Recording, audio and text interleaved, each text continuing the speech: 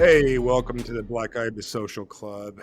Another day. It's snow apocalypse down in South Carolina low country. We've got about 3 or 4 inches of snow and nobody's allowed to drive. And if they do drive, they're crashing their cars because we live in the South and nobody knows how to drive in the first place. Fisto's over here doing his thing, planning to, talk smack to people on on Substack. And of course, we have a guest like usual. And today we have the very cool Terrence Gideon. And I hope I said that right, Terrence. Yes, sir. Yes, sir. I thought Terrence you guys. is Well, I was gonna drop some bars on that trap beat, on man. the I was intro. like, That's my Russian Red Scare, inspired podcast intro. nice. So Terrence over here, he's the founder of the Defeating Giants, and he's the author of Darkness in the Clouds: The Art of Spiritual Warfare and Demonic Oppression. And he's a Substacker. And the point of this podcast, of course, is to have all the cool Substack people on so we can talk about stuff, right? So, before we start, Terrence, Fista, what you been up to, man? We've been 2 weeks. We missed last week because we were dumb and didn't know. Well, somebody was dumb, not us. Unforeseen consequences. Somebody didn't know the difference between Eastern and Pacific time. It's all wizardry, man. I don't even know how this stuff works, to be completely honest with you. Sorry, things are fine. If you're listening, Ape, I'm sorry, man. I'm just not. It's normal. You're from California or West Coast or wherever. We only make fun of you if we like you. If we don't make fun of you, it means we think you're a retard. So that's what happened. So what's going on with you, man? Second week of school back from third full week of school since break. This week has been the age of exploration, so that's been fun. I've been showing the kids about where things come from and why French people are in Canada and why Spanish people are in the South and what Florida has to do with it. Tomorrow I'm excited because we're going to get to talk about Francis motherfucking Drake, who is a pirate knight. I had a fun moment this week where, it's a geography social studies class and we've got like rivers and stuff, and I was like, guys, that we could go down to, where they park boats and you'd be halfway to Cuba before anybody knew you were gone. And they're like, what? You can get there from here? I'm like, yeah, you just steal a boat, know your geography, and you can begin your pirate career. So that's what I'm looking forward to talking about tomorrow. But no, just same old, man. Sounds like you're teaching colonial apologetics 101, dude. Well, look, if you want to keep your stuff, don't lose. It's true. It is what it is. No, it's fun. I always lose, so it's cool. Yeah, that sounds fun, man. I'm gonna audit your class one day. I'm gonna be like one of those old guys that shows up at the community college, and I'm gonna sit in the back, and all your high school students will be like, "Who is this?" Do you know how much they would back? It would just be you and me doing a podcast episode every class, and they would just get to listen. I'd be like, "Oh, let me talk real fast." Okay, so let me tell you about the Eastern Orthodox Church. You now guys listen, got 17 hours to spare. All right, kids, when the bell rings, you stay right there. We're going to be learning about Eastern Orthodoxy. No, I hope home you is have canceled tonight. Huh? Home is canceled tonight, guys. Yeah, home is canceled. Going home today. I called your parents. The elder's on his way. He's going to baptize you guys into the church. No, I hope you have a lot of patience. I had a funny moment today, and I hope I didn't make her cry. But a student asked me where Hawaii was, and they legitimately thought it was in the Caribbean. I was like, I'm about to blow your mind. So I showed them where Hawaii was, and they were like, what? What's it doing out there? Why do we have Hawaii? And I was like, well, we have a Navy, and navies need coal. So we went, this is ours now. And they were like, okay. But it was kind of a cool moment. They learned a thing. And I just love the fact that they were willing to ask a really stupid question. You never know. I've never been to Hawaii, ever. Like, I feel like I've been all over the Pacific. I've been to Guam. I've been to all those places that nobody's ever heard of. You somehow missed Pearl. That's funny. But somehow I missed Hawaii, which is, my younger brother's gone to Hawaii he goes to Hawaii like every freaking year with his wife and for fun. Both my brothers do. I've never been to Hawaii, but you know what? I saw White Lotus, and that's all I need. That's all I need. There you go. Hawaii. And the Elvis movie was pretty good too. All right, Terrence. Out there for a while, and it is everything that you hear, and it is the dream place to be for all things. Yeah, it seems like there you go. I don't know. I do like tropical. Like I'm not digging the snow thing. For you guys at home or listening to this in the future, this is like a once in a million years cold snap. It actually snowed. There's snow. I'm looking out the window right now, and there's snow covering my car. There's actually a dick drawn into the snow covering my car that my wife Really? did. She thinks she's You've been hilarious. blessed. You've been blessed Um, by the snow gods, friend. yeah, my dog is running around in the snow. I'm wet and cold. I think my heater's breaking because this house is built like shit whenever by crappy contractors. And Perfect. it's just like I don't like it. I'm an amphibian, man. I like the sun. I like tropical weather. I like bananas and mangoes, and I'd probably be happy in Hawaii, you know. But Yeah, we're not here to that's, talk about Hawaii and my amphibian lifestyle. We're here to talk about Terrence. So, Terrence, want to introduce yourself to everybody? Hey, yeah. Hey, also the spam, right? Can't. Yeah, you know I do like spam masubi or wasubi or whatever it's called. Yeah, man. If you're Have you going to ever had Hawaii, that? if you're going to Hawaii, you got to eat that. You ever had that, Fisto? You ever had the spam no, wasubi? I have Oh, not. No. so Hawaiians eat a lot of spam because I it's had like heard that. I did know that. Yeah. it's U.S. It's not just Hawaiians, it's Japanese and a bunch of like Pacific countries do, but where American like Navy used to be, and Oh, okay. it used to Yeah. be part of the rations. And post Yeah. World War II, they spread it everywhere. Well, Amazing. so the Hawaiians eat a lot of freaking spam. It's like on top of rice. There's like a spam like dish with like a rice bowl with like like fried spam and like eggs and gravy, which is freaking Okay. good. I forgot what it's called, but they sell it in San Diego on the Navy bases because there's a lot of Filipinos that Huh. eat it too. Spam wasubi is basically a sushi. Yeah. It looks like a sushi roll, but it's got a piece of spam in the middle. I might actually eat that. That sounds It's delicious. actually really good. It's Yeah. actually really good. All right. Fantastic. Have you ever heard of Okinawa rice, Terrence? I've heard of it. I haven't had it, but I've heard of it. So What's that? Okinawa rice is a food I discovered in Japan when I lived in Japan. And, you know, Okinawa is basically like the 51st state of the United States military. And in Okinawa, which I've been to a few times for the military, but I never lived there. I did live in mainland Japan. Okinawa, some smart Okinawan guy, some Japanese guy was like, you know what I'm going to combine? I'm going to I'm going to combine tacos with rice, with Japanese sushi rice. So it's Yeah. Sure. basically Why not? a There you go. taco bowl, like a taco deconstructed into a bowl of sushi rice. So it uses like Asian Japanese food mixed with like Mexican food. And it's freaking amazing. It's one of the best meals ever. Like it's just magic. It's cultural integration and sharing at its best. So it's like the US military brought in Mexico, Japan, and taco bowls. I don't know. Mashed I feel like there was a Mexican cook in Okinawa at some point. And he just had run out of shit to cook. It's Threw pretty that much in there. what- And they were what like, is- "This is amazing, dude." And he's like, "Sure, yeah, it's fusion cuisine. It's Mexican Japanese fusion." oh yeah. One of the weirdest Mexican restaurants I ever went to was in Tokyo. I went to a Mexican restaurant in Tokyo, and it was pretty authentic. It had like Mexicans working there. It was all Mexicans, right? And I was ordering food, and I kept on talking to these guys in English, and then I realized I'm being a total tard because these Mexicans don't speak English. They speak Spanish and Japanese only. And I was like, oh, I was wrongly assuming that, you know what I mean? And it was really fucking weird to realize that. It threw me off. I really want to hear Japanese in a Mexican accent now. It's pretty good. I mean, I think my God. I think Peru had a Japanese woman or man as a president. No. Like an ethnically Japanese, like one. I forgot exactly, so don't quote me on it. I know I'll look it up one of these. Yeah, I'm looking it up right now. Yeah, they had an actually ethnic Japanese, and it was like a big deal in Japan. They loved that, and there's a lot of like Peruvian food in Japan, so it's like weird. I'm not going to go into it now, but remind me sometime to talk about my cockroach theory of like food. I have a Dude, cockroach I found theory. it. I found it. Check this name out. This name is the guy. Oh, the guy just died last year. Oh, really? Alberto Kenya Fujimori Inamoto. Oh wow. What a fucking spectacular name. Was it Peru? Was I right? Did I remember Yeah, right? it's Peru. He's Peruvian. Okay. Yeah, that is an ethnic Japanese man. All right, so Terrence, you're a substacker and a writer and stuff. Tell us about. Yeah. Introduce yourself to our listeners that might not be familiar with you. Dude, yeah, I'm a weirdo. That's really what it is. I'm a weirdo. I love supernatural stuff. Yeah, you called out my book, Darkness in the Clouds.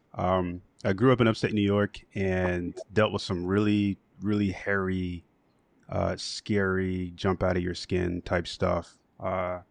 Me, my family, my some of my friends. There's a lot of crazy spiritual darkness stuff in Plattsburgh, New York, before they shut the base down. Although the city had the same type of effects throughout it. But yeah, so that's kind of my bent, right? So when I'm writing on Substack, the podcast that I'm doing, it's all the underlying foundation for it is that supernatural theme, which is pretty much a big part of my life.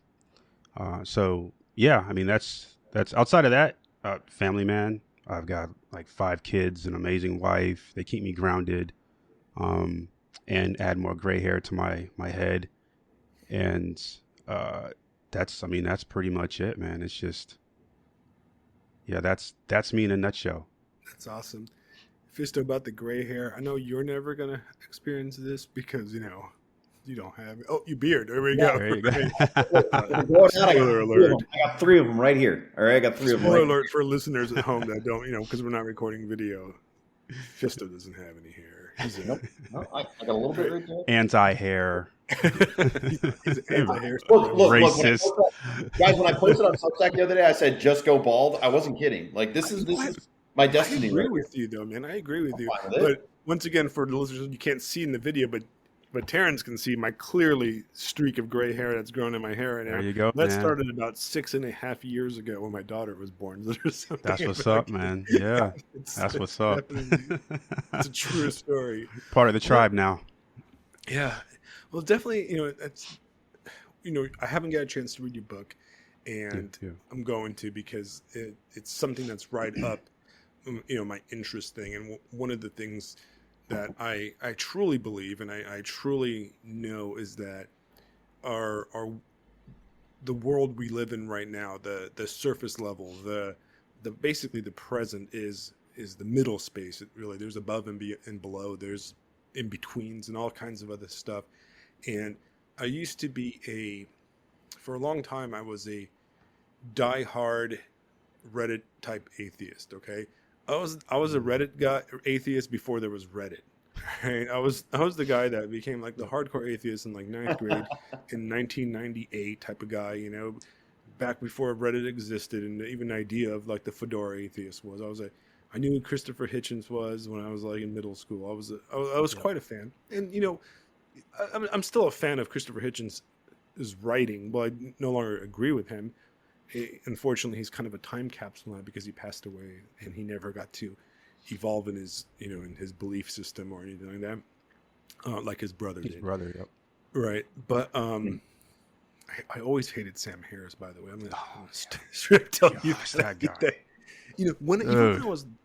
When I was a hardcore atheist, I was like, I hate this guy. I don't know. There's something about this dude I can't stand. And I remember I used to argue with my brother who liked him. My brother's like, oh, he's all right. I'm like, no, he's not. I hate this dude. It's like Hitchens all the way. Hitchens did say one of my favorite lines, though. He talked about being like overweight and being a big guy.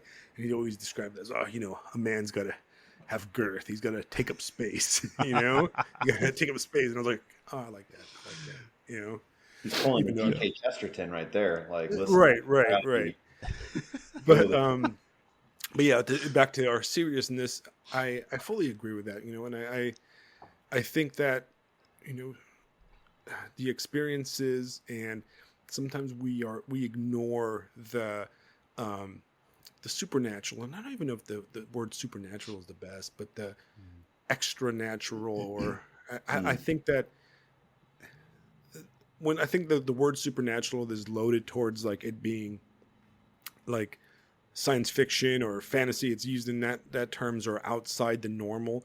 And I think that it's not outside the normal. I think that what we consider the supernatural has always been here. It's always going to be here. And it's part of the fabric of our reality and our existence. We have just become, in a way, blind to it because, as I often quote on the podcast, and I often talk about, is Mircea Eliade, the Romanian, philosopher of religion. In his Sacred and the Profane, and really in all his work, his theme is that man in the past lived the sacred. Everything was sacred, And the sacred, by what he means by the sacred, is really the supernatural, where everything was considered the sacred. You know, the church buildings themselves and gravestones and symbols were all direct connections to the divine and the undivine, right? And that different places have different levels of that kind of stuff, and you experience these type of, you know, events or locations that bring us out of our secular, profane time into a sacred space. And that doesn't have to be a good thing. I mean, the sacred can be kind of creepy sometimes and scary, or it can be, you know, I wouldn't say maybe the wrong word is sacred, but like the supernatural, you know.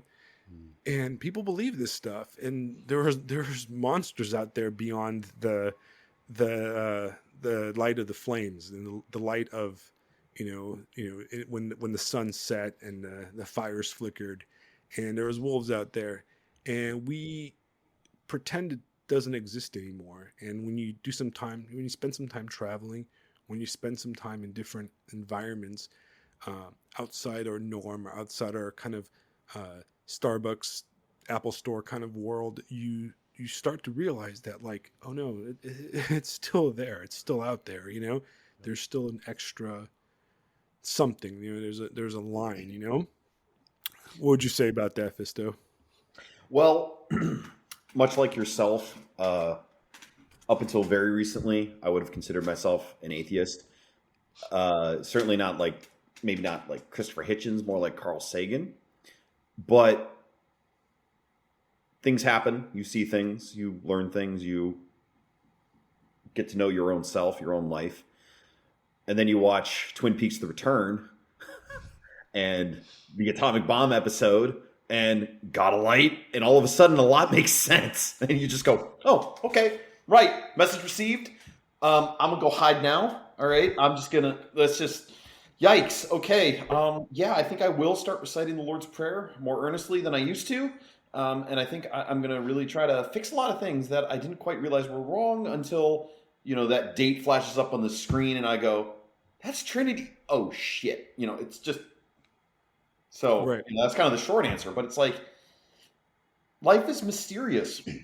Life is really, it's weird, man. It's confusing. And Right. that's it. That's all. It is. And then Terrence, from reading your reading your writing on Substack, is it safe to assume that you approach this kind of stuff from a Christian kind of mindset or a overall kind of viewpoint? Yeah, I guess to some degree, right? So I grew up in the church, starting out, I don't know, age 7, 8. My mom had me like at church judiciously, serving in the church, doing all the church things, Sunday school to being an usher. I mean, any position you could think of, choir, like my mom had me in it every freaking week, dude. I hated it every week, until pretty much I graduated high school. So I legit like grew up in the church and got out, the house, and went into the military, and still, I mean, I always had an affinity for the Bible. It was always the most amazing thing to me. Even when I went to church when I was a kid, I really didn't care about anything else that was going on. My head was in the book, right? So Right. like the preacher's giving the sermon and I'm just ignoring him. And I'm just like, yeah, that's great. What's in this book? All right. So I would just had this draw to whatever this ancient book was, right? It was something amazing about people living thousands of years ago, but all of this stuff is still encapsulated, right? For us to be able to, read and kind of try to understand and figure out what life is about.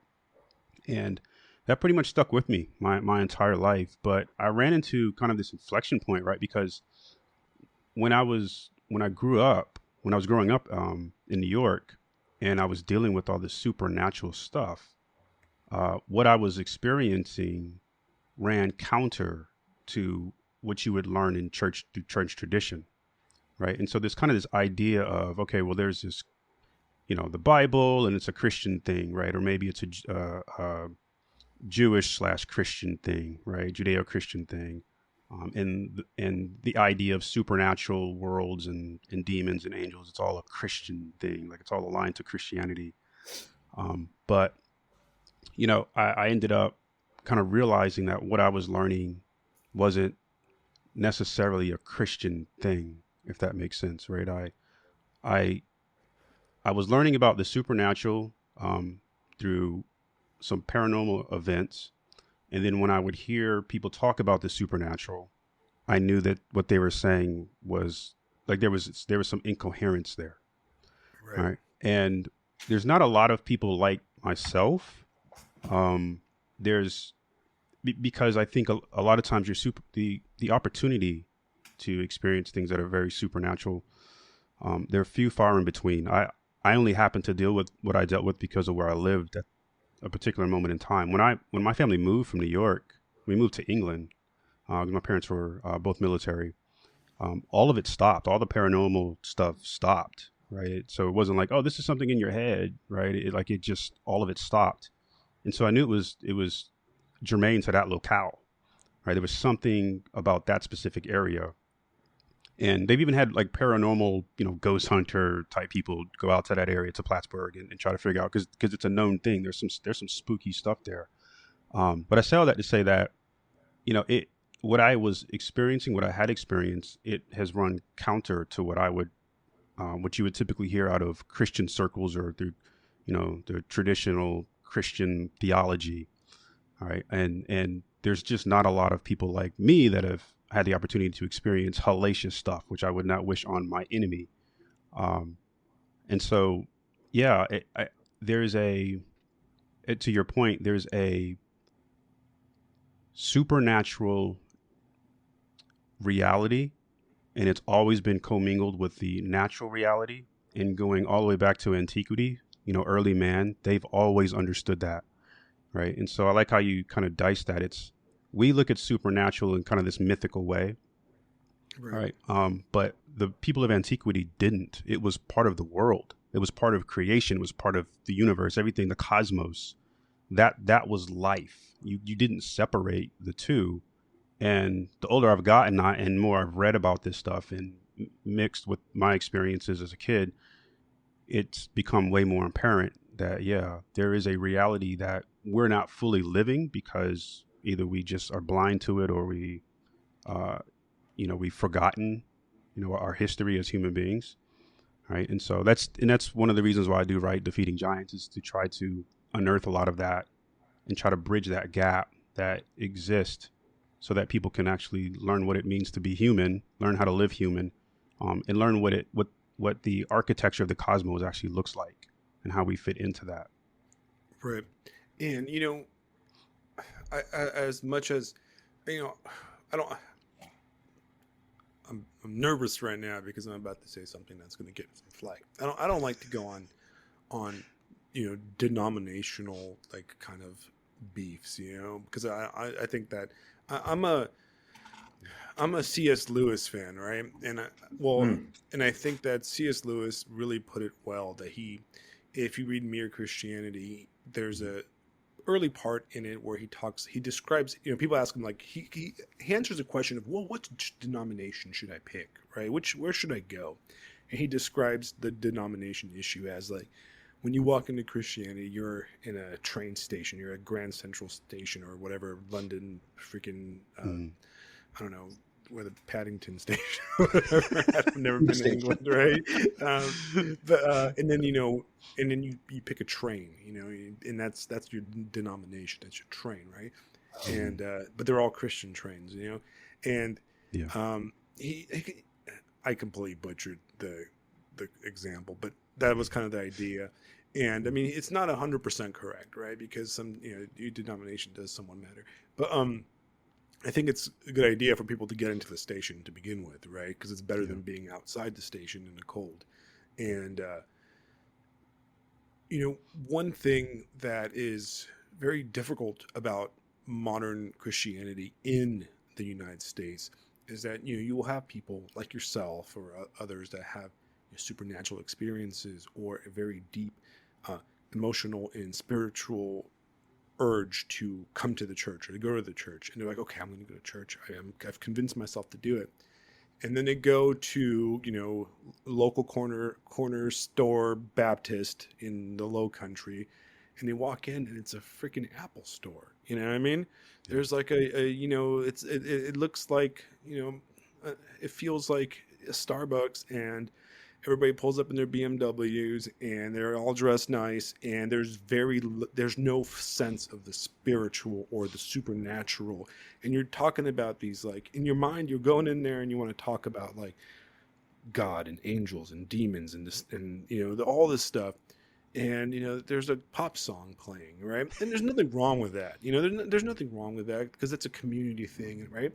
But the lack of the deep supernatural tends to really kind of, I think, turn away a lot of people that are more, have had those kind of experiences. Of course, you go to Europe and you go to these churches in Eastern Europe and you walk in and it's like there's like relics and stuff, and like the shriveled hand of like Saint Islav the Seventh, and it's like his like fourth finger bone mummified, and it's 1,000 years old, and there's like old ladies kissing it, and they haven't like cleaned those rafters in 1,000 years, and it's got like the incense like burnt by crusaders blowing into it. So that's kind of why I think those kind of churches are cooler a little bit, right? But those tend to have their own kind of problems also. Yep. Like there's a distinct lack of the feeling of the supernatural because we've separated that world. We've separated the world of the divine, of the supernatural, of the spiritual, and our world, our material world. And unfortunately, even the churches that we attend in the United States, in the modern Western world, are truly of the material world. So they feel material and they feel disconnected from that world, Yeah. Yeah, no, absolutely. So there's a late scholar that I'm a huge fan of. I talk about him a lot, but late Dr. Michael Heiser, and he's known for being one of the leading individuals. He passed away last year, but one of the leading individuals in helping to bring the kind of the supernatural narrative of antiquity that was understood to the lay people. And so he brought a lot of material that was scholarly to the lay person so they could understand the ancient faith. And one of the things that he had that had, there was a lot of contentions. One of the things that he would often talk about is within Christian academia there is kind of a I guess you could say there's a battle that's been going. It's been raging for years now. But the battle is: do we present the material of the Bible to the world and to the lay people through a modern Christian lens, or do we do it through the lens of antiquity, which has the supernatural theme that runs entirely through it? And so this battle has been going on for years, and most people wouldn't know about it unless you're in academia, right? And you know scholars that are doing this type of work. But that's a huge reason why when you go into a modern day church, that you will not get, the underpinnings of the faith. You will not get that supernatural narrative. It's because of academia. Christian academia really has a hold on it, and so you have scholars that have come out in the last couple of years that are pretty much striking it out on their own, right? Setting up their own school. Like Michael Heiser, he set up his own school before he passed, established a school, Awakening Theology School. And a lot of scholars have jumped on board onto that school. And so they're independently trying to get this information out to the public, because it's been not having this information has been very damaging to the church in general. Myself, I've been in different denominations, right? And I've seen it across the spectrum of people not really understanding what the people of antiquity were writing about in the scriptures, what the biblical authors were writing about, and what they were trying to convey and communicate. And so there's a rift there, right? Because if you are a believer, and like say someone like me, I come in and I'm like, yeah, this isn't what this is about. Then it turns into, oh, this is your interpretation, right? And you'll deal with that even with atheists. They'll say, well, that's your interpretation, right? And so nobody gets anywhere. But the reality is, what needs to happen, and I've been trying to be a voice and a champion, in this regard, even with like local churches and stuff, is we really need to go back and do the scholarly work, right? And if you're not willing to do the scholarly work, then lean on the materials that the scholars have unearthed and written, right? And use that as the foundation, because there's such a richness to the biblical text, and there's such a richness to the culture of the ancient Near Eastern people, and we have none of that in our everyday experience. Like we do not understand ancient humanity. We do not understand. I go as far as to say we don't understand the human race, because so much has been lost and so much has been forgotten. Which is why when you talk to people today and you ask them like, "Hey, what's your purpose in life?" Like, why do humans exist? Like, why are we even here? Most Right. people can't answer that question. That's a bizarre thing that if you can't answer that question, that signals that we're missing something. Like something's wrong. We should know why we exist, right? And what our purpose is. Right. Well, I mean, Fisto, you could probably agree with that when it comes to, teaching history. Yeah, And, I couldn't help but I think of it. right, I'm not a history teacher, but I'm a history aficionado, and I've read plenty of historical texts and tons of biographies and histories. And one thing I've always been very interested in is how people thought, right? And a lot of times in modern media and modern entertainment, we have very anachronistic viewpoints of how people think. And you have movies like Gladiator, for example, right? And they might visually look properly Roman, but their thoughts and behaviors and everything is complete anachronistic because they're 20th century Americans LARPing as gladiators or LARPing as Romans. Yeah, And the thought process is so out there, and you can even technically just study the history of human thought or social behavior in the past, and really up until the modern era, they thought completely different. I mean, even if we go back a few hundred years, we'd have a hard time understanding some of the thought processes of the people we read about. We think about like the founding fathers of the United States and that kind of stuff. They didn't think like us at all. But interestingly enough, and I said I've traveled around the world a lot. I've had the fortune to do that. And I've had the fortune to go into some places uh, not as touched by the material Western world. I've been to like Afghanistan. I've been to Papua New Guinea, some kind of very remote places in Papua New Guinea.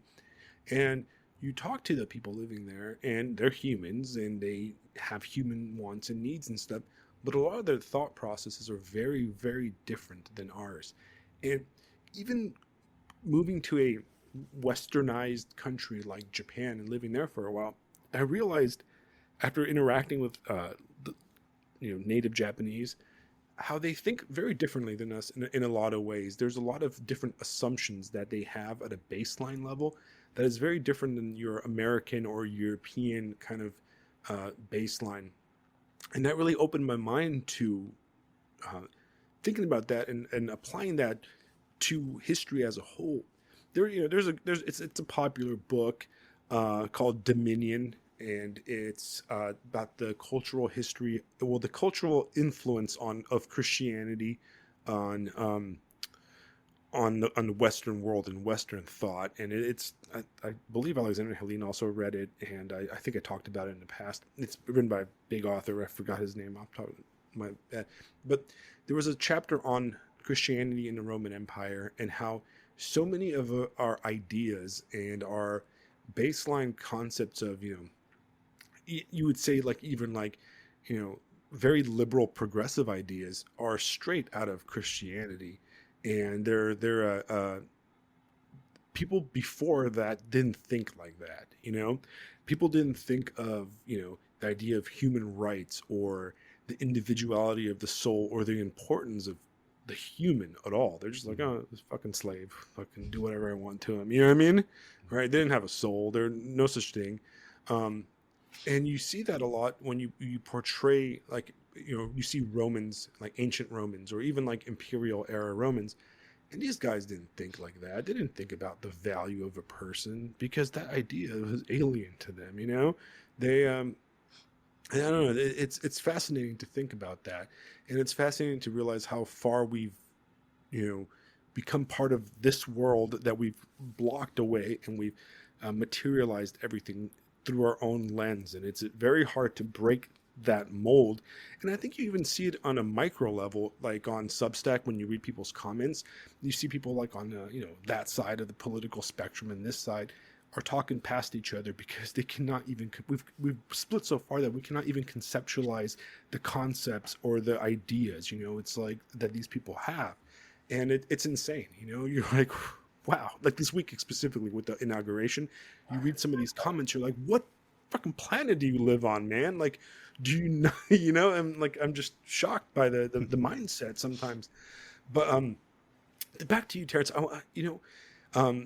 You talk about your experience with the supernatural, and I know your book goes into detail about all those events, if I'm correct, right? Yeah. Do you want to share with us one quick example? So I don't want you to go into 100% detail because I want to read your book and I want people to read your book also. But just kind of give us an example. Yeah, I can give you what I remember, because the ones I remember I listed in the book, but it was such a daily thing that it became part of the norm. And so one of the stories that I have listed in the book, I've got a chapter. It's called "The Man with the Yellow Eyes," and so it was about, I guess, 3:00 in the morning when I'd woke up to something knocking on my window. And I mean, by then I'd been having all kinds of experiences. So, you hear this knock at your window and you're like, okay, something's going on again. And I lived in base housing when I lived in Plattsburgh. And this particular housing, if you know anything about base housing, this was a 2-story unit. And so there was 4 of us that lived in this housing unit. And there were a couple of, I guess you'd call them other families that lived in other units that were connected, like inside of our one big, I don't know what you would call it, a barrack at the time or whatever. Like a townhome type thing. Yeah, it's kind of like that, but a little different. And so there's usually about 4 families that would live in inside of these things. And so there was no way to get to the, like the upstairs, right? Because it was a 90-degree drop, right? The face of it, there was no way you could get anything to where my bedroom was and knock on the window, and all the bedrooms were upstairs. And so I knew there was something out there that should not be out there. And it just kept rapping on the window, tapping, and it would knock, stop, and it would knock, and it would stop. And it was the kind of knock like somebody comes to your door, right, at your house and is trying to, get your attention. And I just laid there, man. I glanced over at the window and I could see behind like my curtains, it was kind of like a something shadowy, but it's like, so you could see something, but not see something. It was the weirdest freaking thing. And I just laid there and I just pulled the sheets up like right above my nose, right to the bridge of my nose, right? Just because I wanted to still be able to see. So you don't want to cover your whole freaking head. Right. And then eventually it stopped and I was cold. Right. I just laid there the whole time. I laid there. I never went back to sleep. I was up for the next few hours because I was terrified. Well, I went to school the next day and I'm walking down the hall and there's this kid and he lived a couple houses or in a couple units, I guess, down. It's, part of the same unit, same building. And I run into him and he walks up to me and goes, "Terrence." I was like, "Hey, what's up, man?" He says, "Did you hear something knocking on your window last night?" And then I was just like, what the hell? Like, no way. Oh, no. And I was like, yeah. I was like, "You heard something knocking on your window?" He was like, "Yes." And I said, "Well, did you go to the window?" And he said, "No, I didn't go to the window. I was too freaking scared." So he asked me, "Did you go to the window?" Like, I didn't go to the window either. All right. So I had a lot of those types of experiences where it confirmed that wasn't me, like in my head, right, kind of thing. Right. And so fast forward many years later, I'm writing the book a couple years ago. And I'm writing this story, and I was on the phone with my sister one evening, and I'm just, telling her about the book, and, like, "Hey, remember this? I'm writing this thing." And she goes, you don't remember about the man with the yellow eyes?" And I was like, "No." What? She's like, "Yeah, the story I told, what happened to me." And I was like, "I don't remember." And because this stuff was so frequent, I'd forgotten a lot of them. Blank it out of your mind. Yeah. It was so normal. And she goes, "Yeah." She said, so one night Mom and Dad, sent us to bed, they're downstairs watching TV, whatever. And she's like, I guess it was like 10 o'clock at night or something. And she said, I hopped into bed and I hear something knocking on my window. And I'm like, what? And she stayed in the back of the house. She was like, yeah, it kept knocking. And I was like, you didn't go to the window, did she? She's like, yeah, I went to the window. I'm like, what the hell? You don't go to the freaking window. She went to the window. Right, this is my little sister. Right, I'm like, holy crap. Of course, she goes, it's your little girl. That's how you always end up the little. That's how you end up on the next file episode. Kids, come on, don't go to the window. Exactly.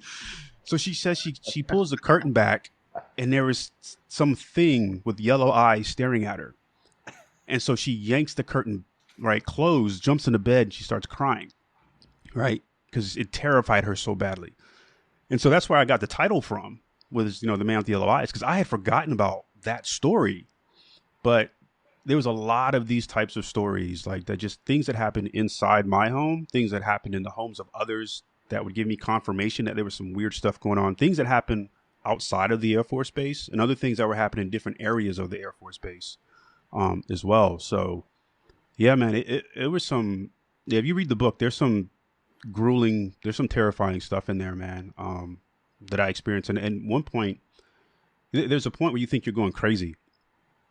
Of course. Right. I mean, you just think you're going crazy. And the thing about when you're a child dealing with this type of stuff, you tell mommy and daddy there's monsters. You're like, whatever. Sure, baby, there's monsters. Right. And I'm like, like, there's a man in my closet. Like, nobody, if you got kids, you're like, okay, yeah, whatever. You stayed up. Look at the bed.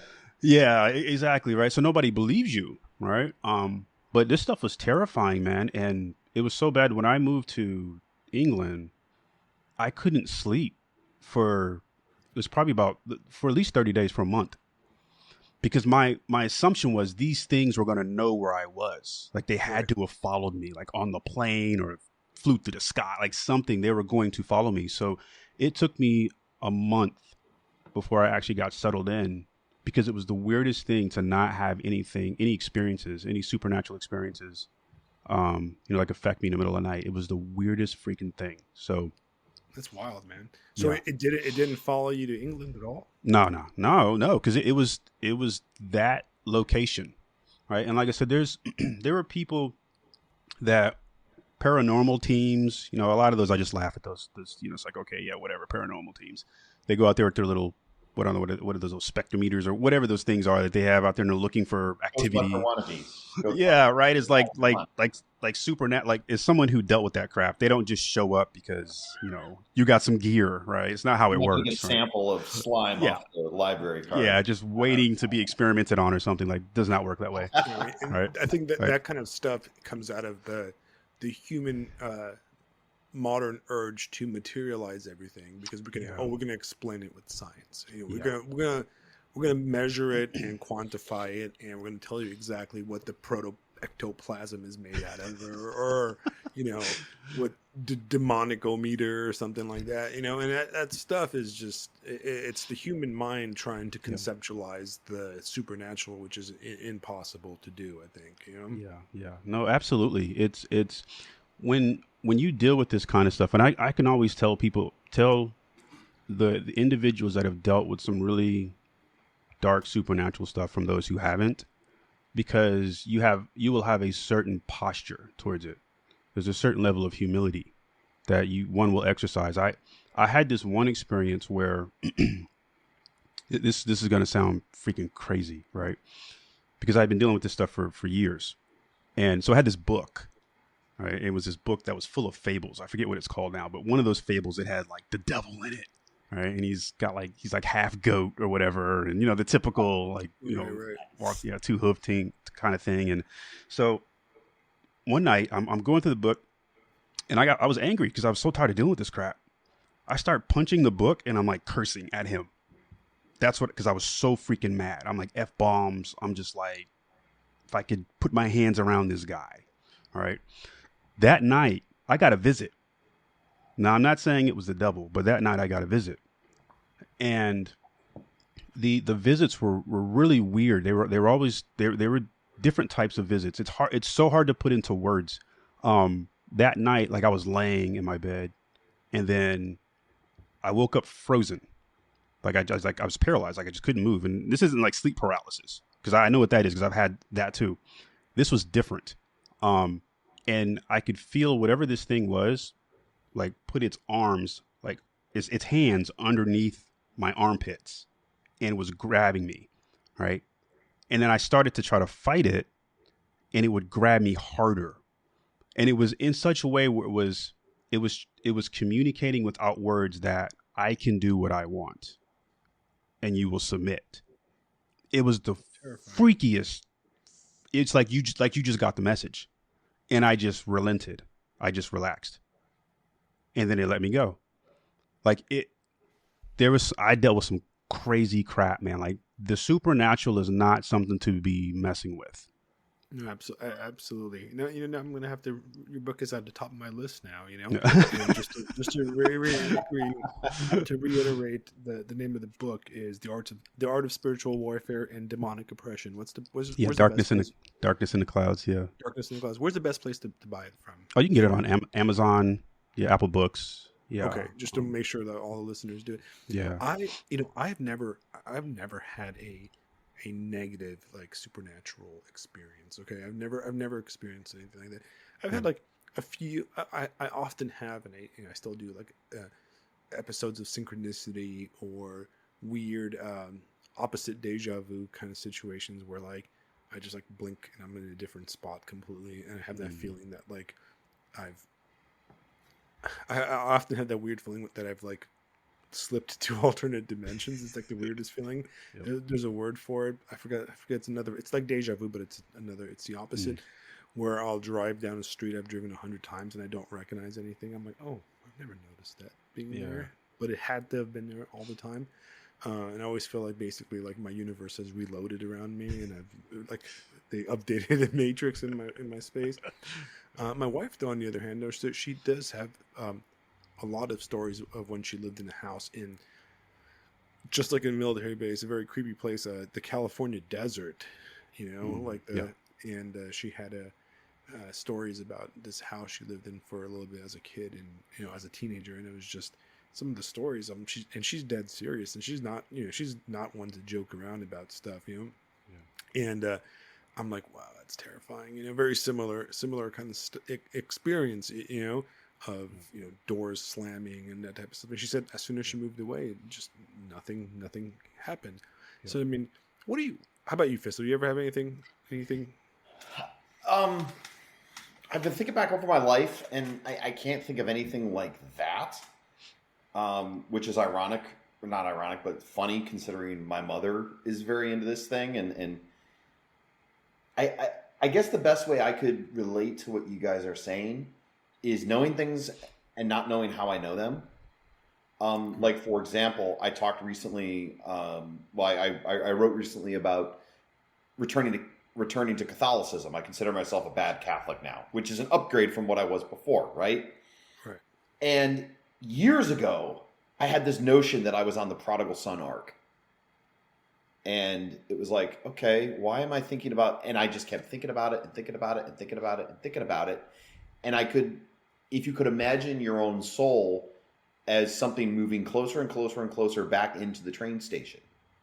And I just knew that's where I was going to go. I still did what I was going to do. I still made all the decisions I was going to make. I still made like Ecclesiastes and did everything a man can before he repents. But I knew where I was going to end up and it was this weird kind of half and half. I don't know how else to say it. And lo and behold, here I am. And I'm doing much better than I'm probably not nearly bad Catholic, maybe slightly less than bad Catholic. But it's like, where did this come from? Like, why am I can't explain it. There's no materialistic mechanism by which I ended up where I am. It's just, it's always where I was going to end up. Especially like here's an example. It's maybe not knowing things without knowing how you know them, but it's learning things when you're meant to learn them. That quote from Lord of the Rings, a wizard arrives exactly when he intends to. So last year, I got my family histories. Like my family kept a history book of all things. They were pilgrims and landed here in Massachusetts all those years ago and blah, blah, blah. But I got the history book. And I was reading it last year. And it was like a lightning bolt out of the blue. I recognize these people. They're fucking me, guys. Holy like, and living where I live and being here now, it was exactly what I needed to hear at exactly the right moment. And I know that this is it. The town I'm in, this small little place, I'm running out my programming, to, maybe use a computer nerd term. Like, I'm running out my programming, fellas. I don't know how, I don't know why, but that is what is occurring. So I'm just rolling with it. All right, fine.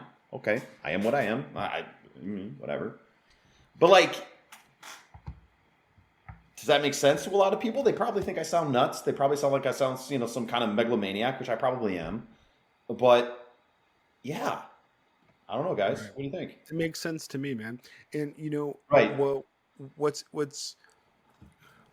one thing that it took me a long time to kind of get over or break through is, when you're in a materialistic atheist kind of mindset, you are obsessed with the idea of, logic and, facts, like the Snopes thing, the what was the one where, like, what was the website where they proved things or whatever?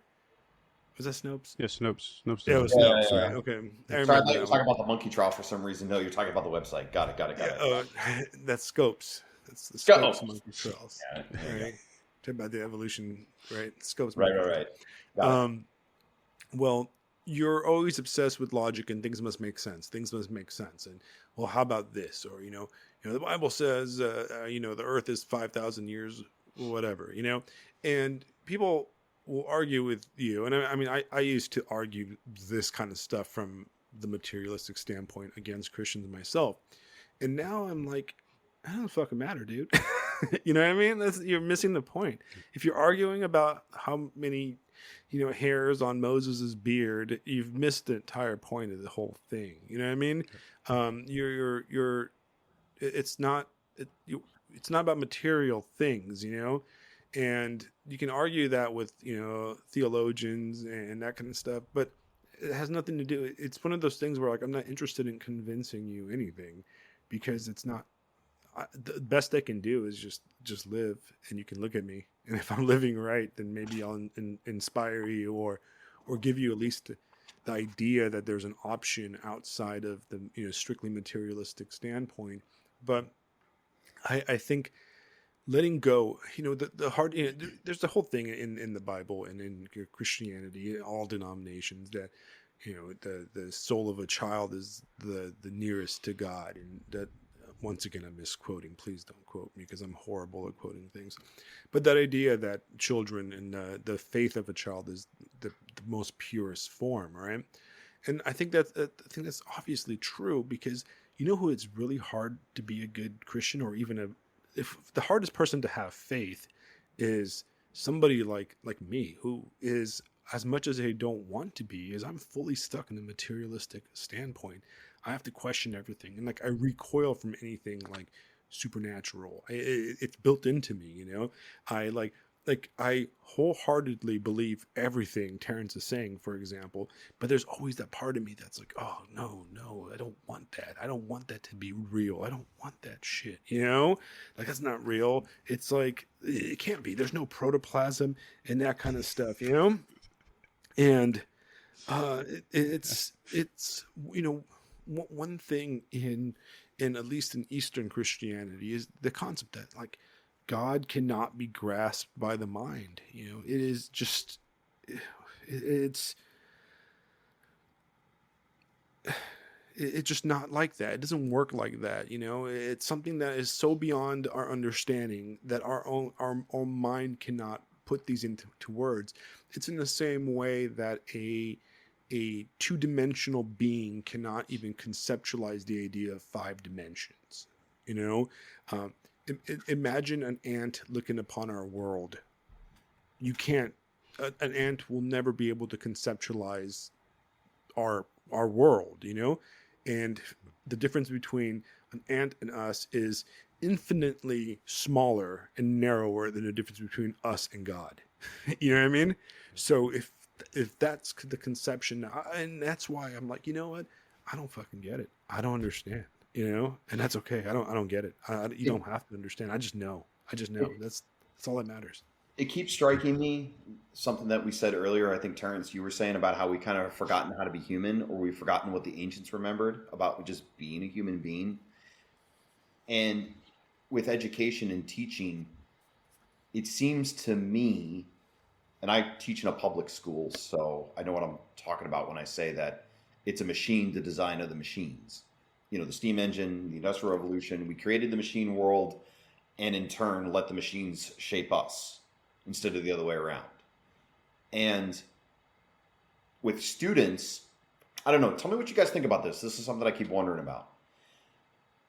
We keep talking about how children are the closest to this, right? And it's when you're most open to these kinds of things and the most open to these ideas, right? So as you grow older, you get shaped by the world for better or worse. How far under the surface is that childlike wonder? Is that childlike doubt? Because with the students I deal with, they're 14, 15, 16 years old. I can think of conversations that we have where they pause and they look like a baby who just tasted an orange for the first time. And they go, wait a minute, what? Why is the world like this? Wait, why do we have Hawaii? Wait, why are these people tramping through the woods with Iroquois in the middle of nowhere? Like, why is Champlain and all these guys and all these explorers doing this stuff? That's what we've been talking about. And it's almost like you can see their mind kind of crack open and they remember who they are and they remember what they are. What do you guys think? I mean, how does this stuff get buried so badly? And then how deeply under the surface is it? I don't know. That I'm gonna let. I've got some stuff to say, but I'll let Terrence take this one first. Yeah, I think there's different, probably different theories. I think part of it is, so I'm a huge believer in the idea that time, as it pertains to the human race, is not linear, right? It's actually cyclical, Yeah. right? And I think that there are certain catastrophic events that happen in cycles, right? And you kind of see a little bit of that with when you start looking back on ancient civilizations. Like you had whole peoples disappear, right?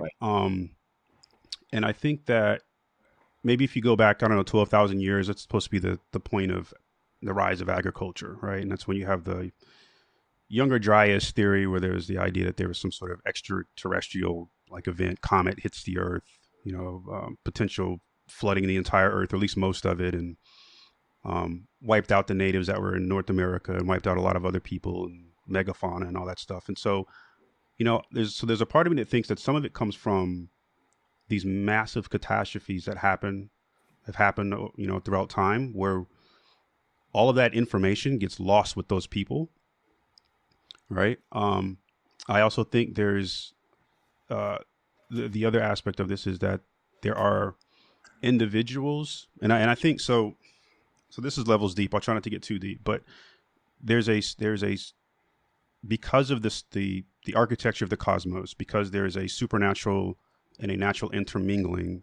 There's influence, right, that is pushed upon the natural world by the supernatural, right? And I think that the supernatural effectuates changes throughout the natural world that encourages humanity to go in a certain direction, right? And so what I mean, when I say all that, is that I think there are forces at work to keep us from remembering who we are and keep us from knowing what our ancestors knew. And so we operate out of, ignorance for the most part. And so I think that this stuff is buried or forgotten because there are attempts to keep us from knowing the truth by the supernatural world. And that's a whole nother rabbit hole. And also because there are things that we have simply forgotten, things that we just don't know because the landscape of the world, the planet has changed so much. So much has been buried and lost with our ancient, our ancestors, that it's like we don't even know where to start, in terms of trying to figure out who we are and where we came from and why are we here and what's actually going on this planet. Yeah, you make me realize this is why the family histories that I learned rang so heavily with me. This was a book written in like 1908 or something by one of my ancestors, and he's describing personality traits like they were nonconformists.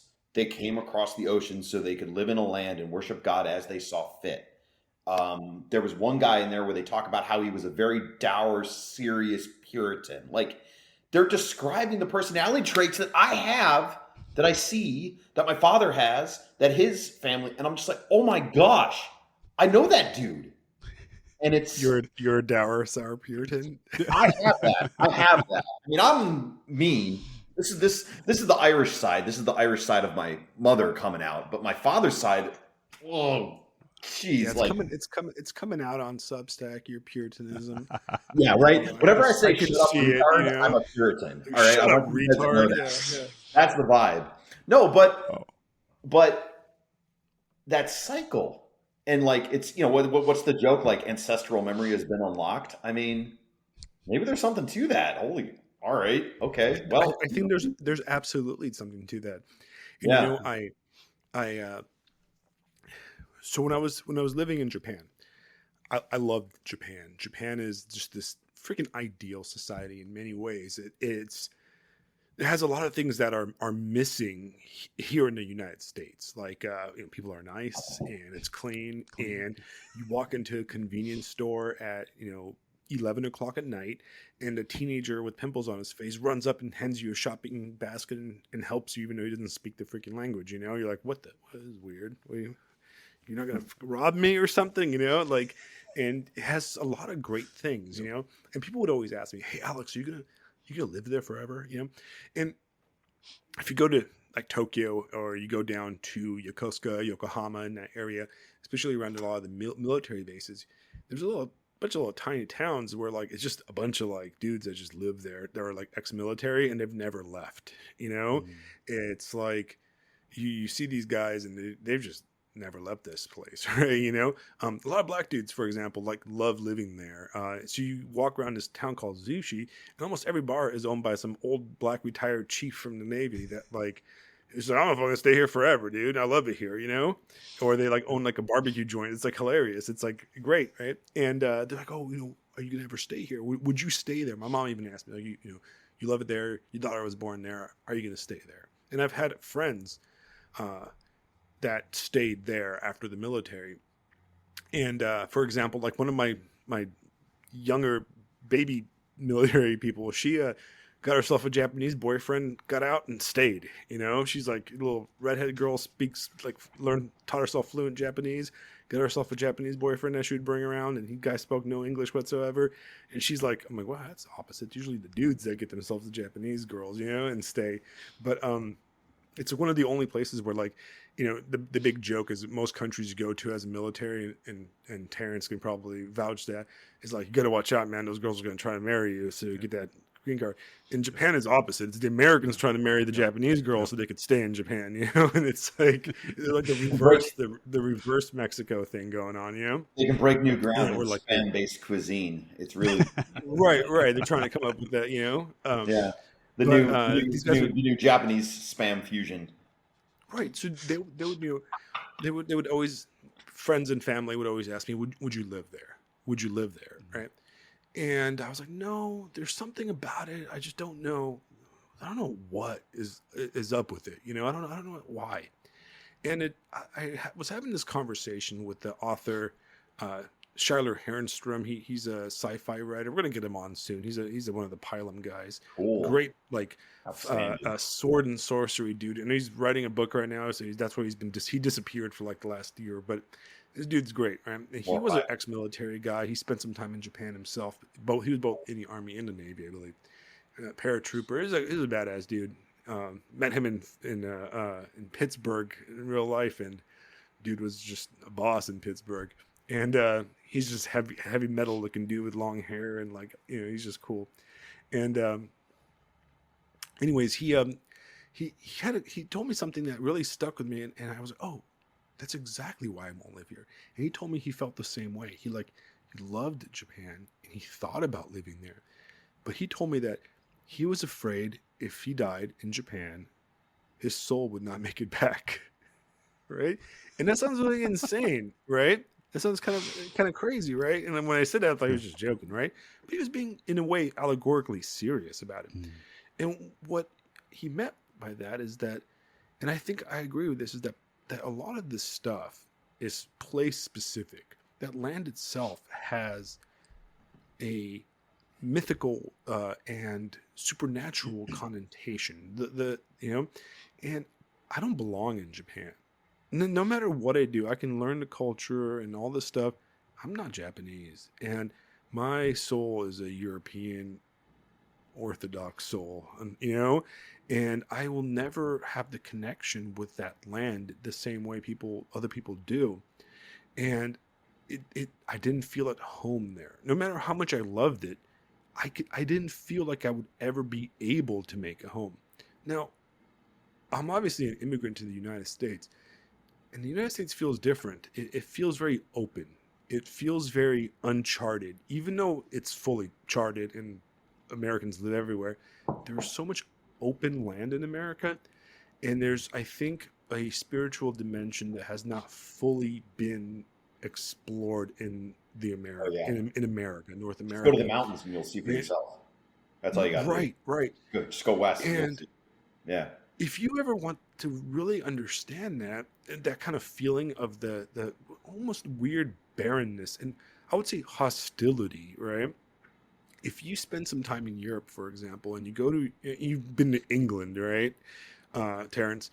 And I've never been to England, but I've been to mainland, the continental Europe, right? And you go to the forest or the mountains, they're creepy. They're Yeah. dark, and I'm freaking, I grew up in, a little bit south of Transylvania. We used to go up to all the castles in Nosferatu, like that they filmed that movie where I used to go with my grandma, and there wasn't any crazy vampires or gypsies. Well, maybe there were gypsies, but either way, and they're spooky, but they always felt like home. You go out west, you go out to the desert in California, Arizona, Nevada, and there is a hostility that you don't feel in Europe, and it's really weird. And you don't feel it in the Japanese like forest or mountains either. In Europe, it just feels.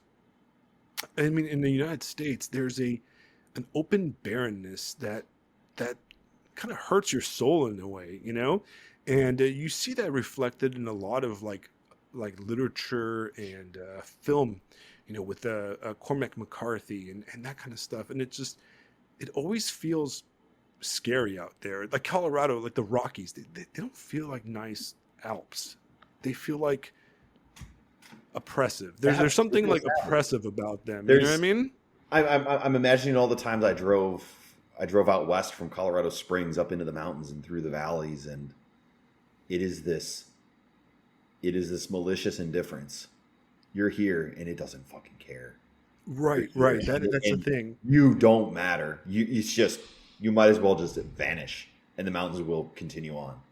Right. I think part of it has to do with how young the Rocky Mountains are compared to something like the Appalachians, for example, where they're settled and they're on the way down, and the Rockies are like, we're just getting started, baby.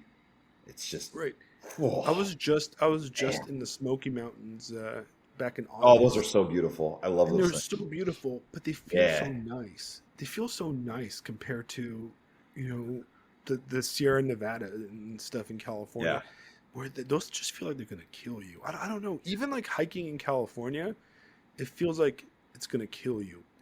California, Los Angeles feels oppressive. Like it'll kill you, but like that's okay. Right. Like it doesn't even care.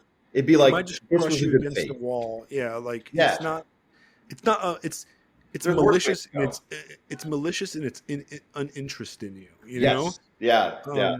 Well, the interesting thing about what you guys are talking about is so the people of antiquity they related to what would be considered the wilderness space differently than the way that we kind of relate to it. But it's odd that the way that you guys are describing it, the way that you feel, is exactly how people of antiquity viewed the wilderness. And so you guys are touching on mountain theology, right? And so basically, when you look at mountain theology, the idea is that the gods all resided in the mountains, and they reside in areas where the land was fertile. There was plenty of running water. When you look at the story of Eden is actually taking place on a mountain, unbeknownst to most people. And that's where the gods would reside. The wilderness was the area of the supernatural darkness. And so any wilderness areas, that's not a place that you want to be. And all the people of antiquity always knew that. It wasn't just because there was nothing that grew there. It's because that's where the quote unquote demonic lived. All right. And so even when you look throughout the biblical text, what's interesting is when you look at the story of the Israelites before their nation was formed, when they got led out of Egypt. And so they're being led through the wilderness, but they're being led through the wilderness by God, by Yahweh. And so there's this protective nature that's happening where there's this kind of mobile Eden that's riding alongside and with the people of Israel, right? And he's protecting them through the realm of the demonic, right? And so, and then you get the mountain, right? When you get Mount Sinai, and so there's God resting there at the mountain. So it goes back into the mountain theology. And so, and then when you have Jesus and the temptations, right? He goes out into the wilderness. A lot of people think, oh, he's just going out there to, just to, have a chat with the devil, but they don't realize the significance of that. Like he actually goes into demonic territory. That's what the wilderness. That's where the shit is, dude. You do not go there. You don't go in the wilderness. You never. And so, and there's a lot more of that, theology throughout and ideas throughout the scriptures. But yeah, you don't go in the wilderness. That's just not, because it represents the antithesis of God's creation, like the beauty, right? The like fertility and fruitfulness and abundance, right? And life. The wilderness represents the exact opposite. It represents death, despair, destruction, calamity, chaos. Exactly. And so it's just odd. Like you guys are like talking about it, like just how it makes you feel. But that is exactly how the people of antiquity viewed the wilderness. They knew, like, no one went to the wilderness ever. What does it mean when like someone like John Muir goes out to the Sierra Nevada and says the mountain's called So I Went? That's the only reason I moved to Colorado, is because I had to. I'd been there a couple times and I went, I have to go back. I just have to be there. And like I didn't live in the mountains. Colorado Springs is at the foot of the mountains. And I'd go up there, but I'd always go back to the safe spot, I suppose. I'm gonna have to think about that. I mean, I think that in the example of, I mean, ultimately you can look at humanity as we're gardeners, right? That's what we are, right? We're subcontractors. If God created us, right? We're subcontractors. We're subcontractor gardeners. Okay, that's what humanity is, and you can't garden without the wilderness there in the first place, because it's our job to create the borders, right? Our existence, our purpose is to mind the borders, right? In a way, right? To mind the borders between the beautiful garden, the garden that grows your fruit and your vegetables, and even the beautiful space, but it's well ordered and controlled beautiful space, and push our will upon the outside and create this border, because if you don't have a border, then the garden collapses, right? And in a way, I feel like we're in a time where there's some iffiness about our borders, right? But we're ignoring it because we stopped tending the garden and we don't even notice, right? This goes back to why Lynch shook me so bad. We literally split the borders of the atom. Right. And because we have another half an hour left in our scheduled time, I did want to pivot to a little bit to more current event stuff, right? But I can't do it. I can't really do it because I'm going to pivot to David Lynch passing away. And I don't know if you're a fan of David Lynch, Terrence, but I'm a huge fan of David Lynch. David Lynch is probably the most influential, film director I've ever, my entire life. And I'm not one of those posers that like discovered David Lynch in the age of the internet. No. Me and David go back. All right. When I was like in 7th grade, and this was like in 1997, 96, there used to be this little Korean run video store in Long Beach, California, where across from the apartment building we lived in. My friend and my brother and all my friends lived there, right? My friend Philip and my friend Zach, we used to go to this video store, and they had an old school Street Fighter 2 machine, and we used to play Street Fighter all day. They had a Mortal Kombat machine, and we used to play Mortal Kombat all day. Nice. And this is in the era where like you get those little brown VHS rental tapes. You know what I'm talking about? Like the brown cases. You guys remember those? Yep. right? Yes. Holy crap, And man! Wow. All yeah, right. Blockbuster had their fancy ones that had Blockbuster logo on it, but the brown ones were the ones from the Korean places You know, back in like Los pop them Angeles. open and yeah, Yeah, yeah. had Well, the that guys, satisfying plastic pop whenever you yeah, the guys that ran the got place it were home. like were super friends with my dad. My dad used to go in there and hang out. They got these Korean guys hanging out with this Eastern European dude named Igor, and they would let us rent anything, man. Sometimes they would let me rent movies without actually having to pay for them. Like I'd go in and like I forgot his name, but he'd be like, "Oh, I got a new movie for you," and he would give me a new movie. I'm like 12 years old, and he's like, Good dude. Good "You should dude. watch this." You know, I'm like, "Sure, whatever." And we would randomly pick movies based on the cover. And for some reason, I picked up Lost Highway, David Lynch's Lost Highway. We took it home and we watched it. And I was like, what the hell did I just watch? This is insane. This is my favorite movie now. You know, it was like so, it just blew my mind. And I became obsessed with David Lynch, like in, middle school.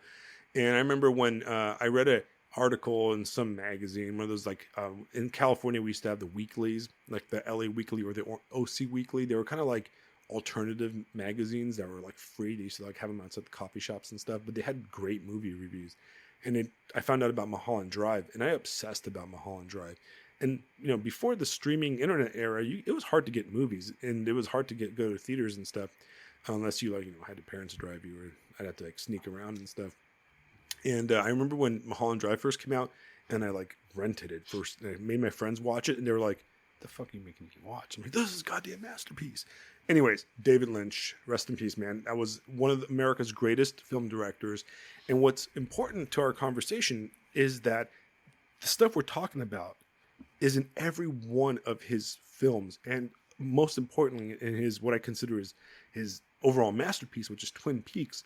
Because what he is talking about in that TV show is that the supernatural, the out there, is one cyclical in the same way you said, Terrence, but it's also disguised in our everyday life. Because when you watch Twin Peaks, it is fundamentally a boring sitcom kind of show, right? On the surface, it's like there's a dead body and a jolly detective from the FBI shows up to solve this thing, right? And then you got the owls are not what they seem, and underneath the layer of this normalcy, there's something terrifying there that you can't explain. And another kind of weird synchronicity between Twin Peaks and your story, Terrence, is a lot of the stuff is triggered by the Air Force. And one of the main characters in Twin Peaks is the colonel, who's an Air Force colonel. So, if your experiences happen on the Air Force base, I don't know, man, right? There's something there. Maybe the Air Force is fucking around doing something, right? Yep.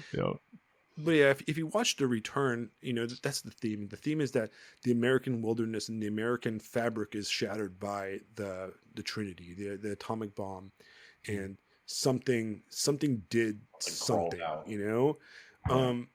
I personally, and I'm gonna get I get crap from everybody all the time. I am on all sides, according to people. I think that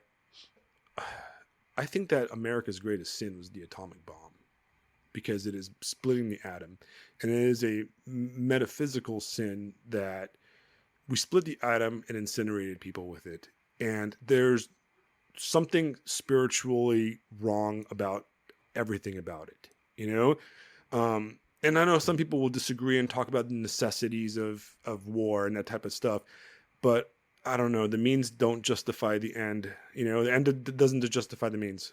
See, I'm dumb. I'm backwards. There's something. I agree. There's something fundamentally evil about the whole process, and there's something fundamentally wrong about fucking with atoms, right? And maybe I'm a Luddite, right? Maybe, somewhat I am. Okay, I just don't like it. All right, it opens up worlds that I don't think we were meant to fuck with, if that makes sense. And it's just, I think David Lynch captured that really well in Twin Peaks: The Return, which is his last major project before he passed away. And it's, I don't know, and it happens in the West, in the desert. Twin Peaks takes place in the West, which, as I told you, I feel like the West feels very different than the East, very hostile compared to the East. And if you live in Los Angeles, you're pretty sure you live on a sleeping demon, in my opinion. I've said that in past episodes. There's just something wrong with Los Angeles. The whole valley is fucking diseased, and you can see the fruits. The fruits of that tree are rotten. You can just tell. Yeah. But yeah, you're. What do you think about Twin Peaks? I mean, Fisto. What do you got about the David Lynch passing away? It's interesting. People pass away, and famous people pass away, and it's like they're old. Like these things happen. It's just, so and so died. So and so died. David Lynch is the very first one where I felt a sense of completionist joy at him being gone. Only because it was like, man, that guy lived a life. And I just thought to myself, having watched a lot of his stuff, not nearly as much. I am shamefully a poser in a little bit of a way, but watching his things and how deeply they've affected me, you're just like, man, I hope I'm that lucky. If I have half of that, I'm going to feel like my life was really well lived in a lot of ways. Just the way he scratched at the edges of so many things that we have trouble explaining and understanding. Like talking about, the nuclear weapon thing. I agree with you. To me, it is the ultimate angel on one shoulder, devil on the other. We gave ourselves the keys to wipe all this out, But then at the same token, it also performs miracles. It's just, oh boy, humanity just goes there, and we don't necessarily think about what's up in the mountains, right? We're going up there. Screw it. Right. It's all that stuff. So, and to bring it back to mountains, right? Once again, I feel like this conversation is one of very, very interesting synergy, right? Twin Peaks, the symbol that you see in Twin Peaks, it's two mountains, right? Yeah. It's two mountains, two peaks, right? And Nietzsche talks about the idea of the axis mundi, right? And the axis mundi is that the mountain it's the holy mountain, right? Whether it's Mount Sinai, Mount Athos, what's the one that the Greek gods live on? Olympus? Mount Olympus, Mount Fuji is another holy mountain. Everest. All cultures have holy mountains, and imagine a line through there from the top to the bottom. And the axis mundi is the axis of the world, of our universe, of our existence. And at the top is the mountain, and at the middle is us, our existence, and at the bottom is hell, or the underworld, or the dark, the wilderness, right? And David Lynch really illustrated this really well with Twin Peaks. And there's a mountain symbology there, right? But you have the idea of the town of Twin Peaks is the middle. And there's the lodges above and below it, right? And a lot of times you see these kind of triple Trinity type, Trinity is also part of, but examples where, if you remember in the Black Lodge, you have midgets or dwarves, right? Creatures of darkness. And then also you have the giants, which are there too. And that places us in the middle, or in between some kind of things that are not not us, right? They're above and beyond us, above and below us, right? And you have these kind of examples, and I know Terrence could probably talk about giants for a long time, but we'll leave that to his books, right? But there's so much spiritual and synchronicity between our conversation and the work of David Lynch and us talking about mountains and the Air Force. And it's once again, it's like, none of this was planned, guys. I didn't plan any of this. If I show you my notes, it's I'm like, we've only answered probably like two questions that you wrote down, right? We've only gotten like two. I said, discuss Terrence, intro, David Lynch, inauguration, movies, blah, blah, blah, And I'm the worst note taker for podcasts. And then I get to like none of them, So this stuff is right off the top of our head, the synchronicity. Right? But yeah, I mean, that's the kind of stuff. And we do, I think that, we should explore this kind of stuff, and we should educate ourselves. And I hate that term. I'm sorry. We should enlighten ourselves on this type of of reality and read books from Terrence. Read Rod Dreher. Rod Dreher gets a lot of crap in our circles, right? Are you familiar with Rod Dreher? I'm not. He's a dude that he's a guy that he's a former Catholic that converted to Eastern Orthodoxy. He's kind of a conservacuck in a way. He moved to Hungary, and he just wrote a new book recently. And I started reading it, and I didn't really finish it, or I just got past like the intro. It's one of those, I read the first chapter of every book I buy, and I put it aside until I'm ready to read it. But guess what? He talks about the experience of supernatural, and there's a individual that's talking to him in the book, right? And he's relating a story from a friend of his that had a very similar experience to something you actually described, Terrence. And he approaches, he's talking about the same stuff we're talking about here. So I might actually go back and read that book after yours, Terrence, because it's pretty interesting, and I'll link to it. But it's a popular book.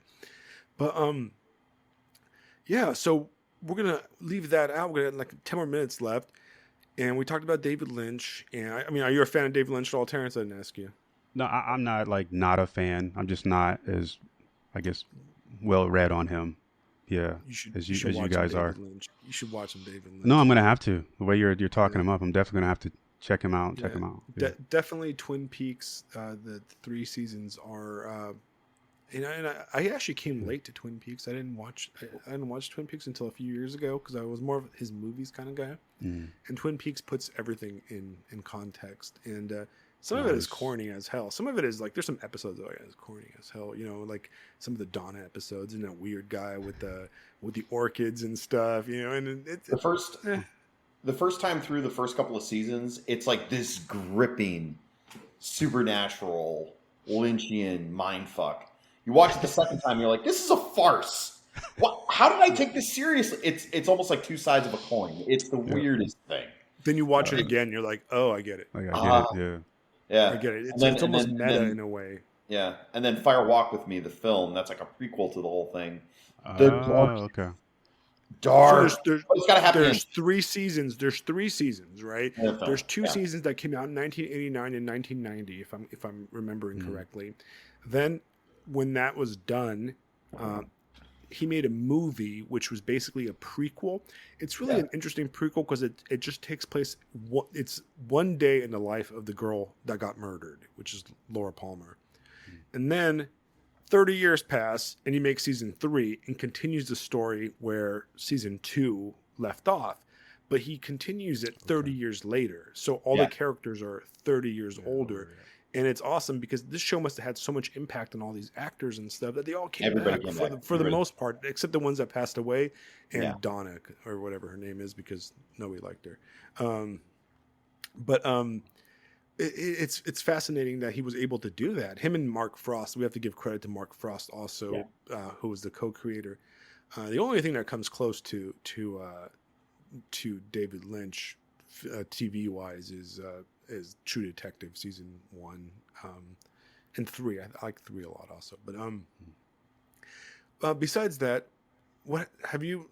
Do you have any? Is there any recent movies you've seen or any recent books you guys read or anything like that you want to mention? I don't have any recent, at least not books that you guys might be that interested in, because some of it's pretty dry.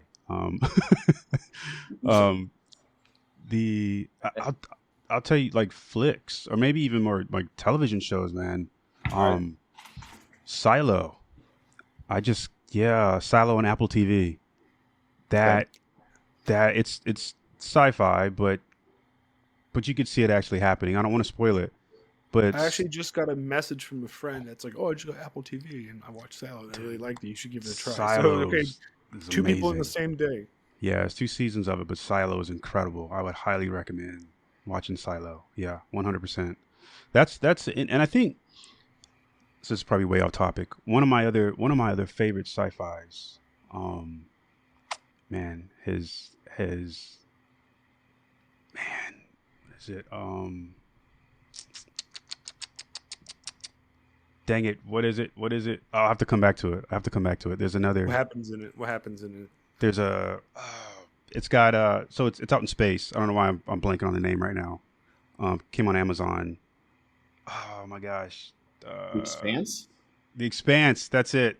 Yes, Well, this bro. is the Expanse Yeah. Appreciation Podcast. Oh, hey Alex, if you Favorite just want to show. log off, Terrence and I got it from here. All right, buddy. Yeah, Here I'm we gonna go. be Yeah, more popular, Expanse is like that one. Woo-hoo-hoo. I don't know why I'm blanking on the name, but I've actually watched it like 4 times, all You know, the way somehow through. I knew. You know what? I think that's how you and I first became friends on Substack. Was We that were what is that? What it was? talking about Expanse, and then it was like, we got to have this guy on the pod, Alex. He likes the Expanse. That's all you need to know, man. Man, You know, it's think like a you're right. I think ritual. you actually did message me that, man. You're like, oh, this guy likes the Did I? Expanse. Yes. It's a ritual. I have to watch it at least once a year now, like the whole way through. It's just holy crap. We're heading there. We were just watching. If we get to the Expanse, we will. If we get Expanse in real life, we will be extremely lucky. Yeah. Despite how savagely brutal it is, we will be extremely lucky if we get that. But just last night we were watching it. We watched the Donager episode where they get the Tashi and make their get. Man, Alex sitting in the pilot seat, and it's just tears down my face. And my wife looks over, she's like, "You're such a fucking nerd." I'm like, "Shut up, it's the Rossi. Bite me, woman." You know, oh man. Yeah. Did you finish the books? Did you finish the books by chance? I never read the books. I'm gonna have to though, because I heard the books are just phenomenal. Pro tip for you, friend. So you can watch the show, and then you can pick it up. You could pick up the last 3 books, and more or less be cool. It's like it's its own standalone trilogy, and especially with the things you talk about, where they go with the proto molecule and the stuff that happens. Yeah. Wow. You want to talk about demonic possession, brother? Oh my God! It's and then just how humans figure it out about what it. They all a few key characters remember what it's like to be human. Wow. And most of them all, man, Amos Burton's character arc. That's it. That's all you need to know. Where that dude ends up, you're going to be like, no. All right, I'm gonna have to do it. Yeah, he passes the single biggest boss battle of the show with a charisma check. That's it. It's Did you just say charisma check on this podcast? Yes, I just unironically said it. Okay, he charisma checks. You know, I feel right now. I feel right now how probably you feel, Fisto, when me and Sudano are talking about goth music from the '80s. You know, yeah, like, you guys were yelling about New York and Los Angeles. Now you know what it's like, where it's literally just flying over your head. I read the first novel and I really liked it, and I don't know why. I read it when it first came out, so when I first read it, the follow-ups weren't out yet. So one of the things where like I just never followed up because I got distracted. But now that I think they're all out, right? The whole series is complete. Yes, it's done. The joke is The Expanse. It's like the Game of Thrones in space, except they finished it. So well done. Actually, the full arc. They got it all done. They wrapped it up. You know what I watched today that I thought was amazing, and I might be the best movie of 2024. I watched the movie Flow. Have you guys heard of that one? I've heard of the movie. I never watched it. Yeah, it's an animated movie. Yeah. It's an animated movie made by this Latvian guy. It's about a cat, right? But it is one of the most beautiful, touching movies I've ever watched. Now, I've seen a lot of movies this year, and I'm going to tell you that the film this year was an overall kind of a dull, weak year for movies, right? I saw Nosferatu like 2 weeks ago, and I'm like, yeah, it's good, but it didn't like blow my mind. Like, it wasn't bad, but it wasn't like, it was Nosferatu, you know? Some good philosophical ideas in that movie, but nothing that you wouldn't get out of reading the book or watching Francis Ford Coppola's Bram Stoker's Dracula. But the 2 movies that I thought were the most like that touched me the most really were actually 2 animated movies. I loved the Wild Robot.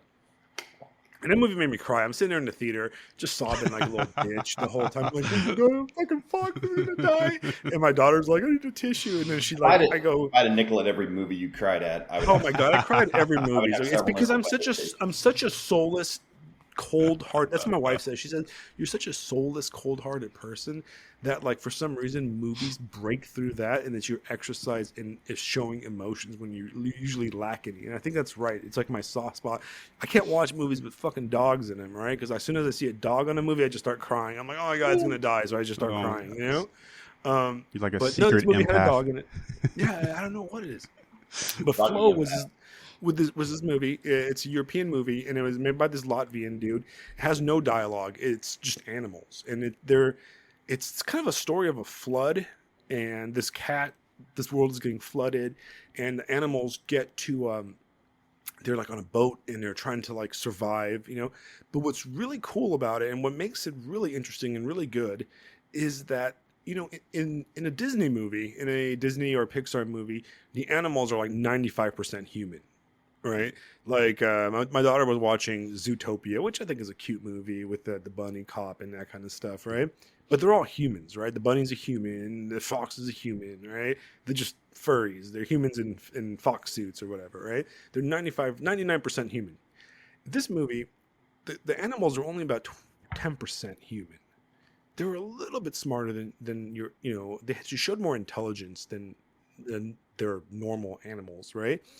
But they acted like animals, and it was, I don't know, there was no talking, there was no emoting or anything. It was all using real, like, I guess the guys that did the sound recorded actual animal sounds, and that's what they made the noises, and they were able to tell us almost an hour and a half story about these few animals surviving on this boat in this apocalyptic biblical flood and ruins of like civilization, human civilization, that is, right? Only with animals and gestures and behavior, and it's just like a masterpiece. And I know it's up for an Academy Award for Best Animated Feature, which it deserves 100%. It's more of a work of art than The Wild Robot, which I also loved, but that one, they're more human than these animals. But there's such a spiritual message in this movie, and I'm sitting there watching it, fighting back my tears, so my daughter doesn't think I'm a bitch. I'm like, I'm not gonna cry because the giant stork bird went to heaven, like flew into the light, and the flood receded because of its sacrifice. Oh my God, the touching, and the capybara and the cat are friends, and but it's just a beautiful movie, and I highly recommend it, even for adults. It's definitely not. It's a kids movie. A kid can enjoy it, but definitely an adult movie that is worth the $4 rental fee on Amazon. Other than that, I haven't seen anything cool or anything. I've been kind of a recluse, just reading books and podcasting. Right. But we're gonna call it a night, guys, man. Anything else? Anything you want us to read or check out, Terrence? I know you've got your Substack, and I'm gonna link that on the post. Anything else we should check out of yours? Besides the book? Yeah, I think that's really it. Yeah, that's it.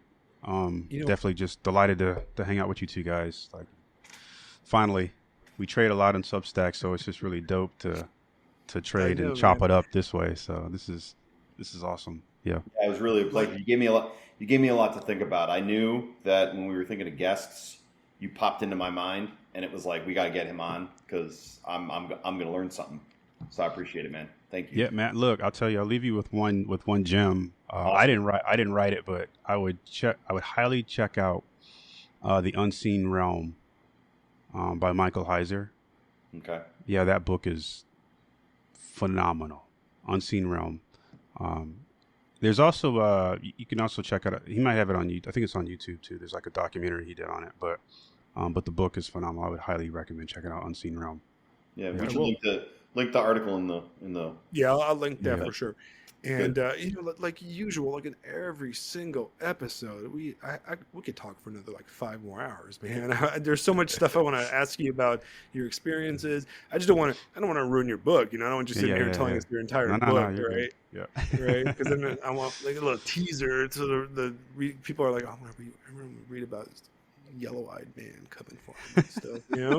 Even though that shit's terrifying, I'm probably gonna have I'm gonna have to go back and watch Flow one more time because I still have it. Flat out. I kind of want to eat spam, to be honest. That's kind of where you know what though? You should give spam. Fry it up, man. Yeah. Fry it up. Spam and eggs and spam and eggs. Yeah, and eggs, it's great. It's completely. You can eat it cold right out the can, and it's delicious. Don't ask what's in it. Don't ask what's in it though. Yeah. No, it's I'll definitely Survivor.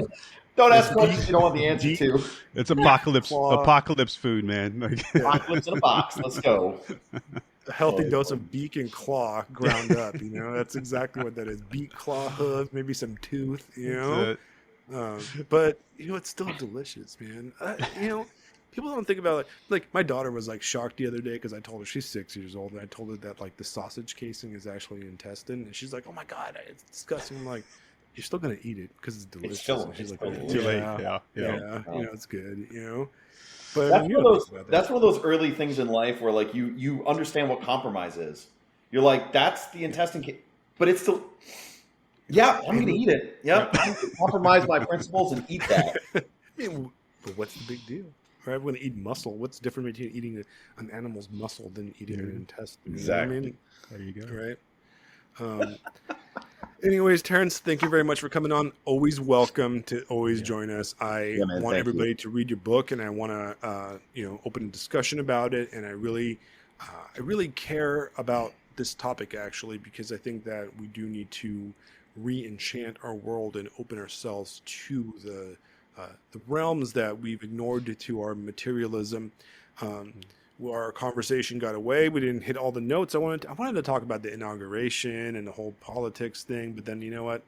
Probably not. It's not that interesting. We'll leave that to Substack. You know. What was that again? What happened? I'm not. Something happened. You know, demons joined. I don't know. You know, Some I mean, guy did a thing. I don't know. He turned his I head will- right. Everything changed. I don't know. I will make I'll make one comment. You know, I didn't watch the no. inauguration because it's boring as shit. I Yeah. don't care. I don't care enough, to be honest. You know, I did listen to some of the speeches, but my wife was watching it on her phone while I was playing video games with my daughter. I'm sitting here playing Fortnite, and she's like, Donald Trump is talking in the background, and I'm like, I don't care. Turn it off. It doesn't matter, right? And she's like, why do all these women look like that? And I was like, I looked at some of the pictures, and there is something spiritually messed up about the amount of like filler and plastic surgery our politicians have. They don't even look fucking human. You know, there's that picture of I don't know even who it is that's sitting next to Zuck over there, and you're like, what are you? What demonic creature are you like? You know, manifesting to look like that? You know, I got thoughts on that one. We'll have to Right, maybe next time, but I could next tell you some time. stuff about that. Yeah. There's something What's behind that? fucked up about that. There's something. You know, like you catch that. You know, my wife, who's pretty much a normie in our spheres, I guess. You know, she instinctively caught that, and then I looked it up. I'm like, oh, you were right. There's something gross about that. And poor Bill Clinton, man, that guy doesn't even look alive anymore. You know, we talk about he hasn't been alive in decades. President Biden, but Clinton looked the worst. Yeah. He was bad. Like, he looked like his jaw was coming unhinged and stuff. Like I think my favorite thing was just the fact that they caught Zuck doing the laser eyes right to the titties. It's like, damn, dude, you've never seen one of those, have you? That's the first time. But there was nothing real about those. Man. The prompt. There was nothing real about those, man. Those weren't human. He had breasts. to check. He had to check. Yeah. He needed to verify. You got to verify. He looks very unhuman. Also, Look, there's Zuck, something inhuman about him too. Zuck has had that rightward turn, so he's just pulling a Reagan. Trust but verify. Yeah, I don't There you go. whatever. I don't buy that shit for a second. Those guys are opportunists. They have no morals. They have no morals or ethics. Morals? What's that? Those are the things in the back of my mouth, right? My teeth. Is that what those are called? They do. They're For doing chewing what they're spam. Yeah. they do what they're told, man, by the powers that be. Exactly. Yeah, right. You know what I mean? Like, I don't buy that any of that shit. People go, he's I'm like, shut up. That guy has no power. He is nothing but a puppet to the forces of the universe, you know? And these people are just marionettes. They're not even human. They're not even wood. They're like silicone. They're like subhuman beings. They're tulpas from Twin Peaks, dude. Yeah, I was just gonna say, got a light. They're like conceptual ideas. Bob without the flesh suit. Yeah. Bob without the flesh suit. Oh, damn it. See where you go. We can do another hour on just this rant about the inhumanity of our elected officials. How they're not even shredding public figures for the next 5 hours. They're like, and then your normies like, Alex, do you really mean that the people are like, what, inhuman in their ethics? It's like, no. I mean that they're inhuman, as in they're not actually human at all. Just channel Alex Jones. Yeah. And just be like, listen, they're not fucking human. All right, they're constructs made out of plastic and atoms split from some kind of a inhuman metal of some sort from space. Yeah. Fucking demons. Yeah. You're so touching on something, man. Like, but I'm being serious. I mean, so... I'm joking. No, but you're yeah.